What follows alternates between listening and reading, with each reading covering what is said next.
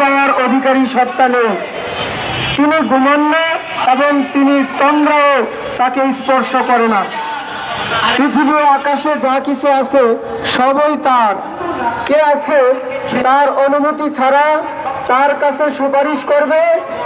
যা কিছু মানুষের সামনে আছে তা তিনি জানেন এবং যা কিছু তাদের অগোচরে আছে সে সম্পর্কে তিনি অবগত।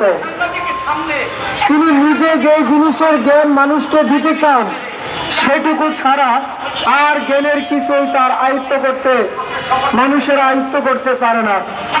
তার কর্তৃত্ব আকাশ ও পৃথিবী জ্যোতি এগুলো রক্ষণাবেক্ষণ তাকে ক্লান্ত পরিশ্রান্ত করে না। মূলত তিনি এক মহান ও শ্রেষ্ঠ সত্তা। দিনের ব্যাপারে কোনো জোর জবরদস্তি নেই। ভ্রান্ত মত ও পথ থেকে সঠিক পথ ও মতকে ছাঁটাই করে আলাদা করে দেওয়া হয়েছে। এখন যে কেউ তাগুতকে অস্বীকার করে আল্লাহর উপর ঈমান আনে সে এমন একটি মজবুত অবলম্বন আঁকড়ে ধরে যা কখনো ছিন্ন হয় না। আর আল্লাহ সব কিছু শুনেন ও জানেন। যারা ঈমান আনে আল্লাহ তাদের সাহায্যকারী ও সহায়।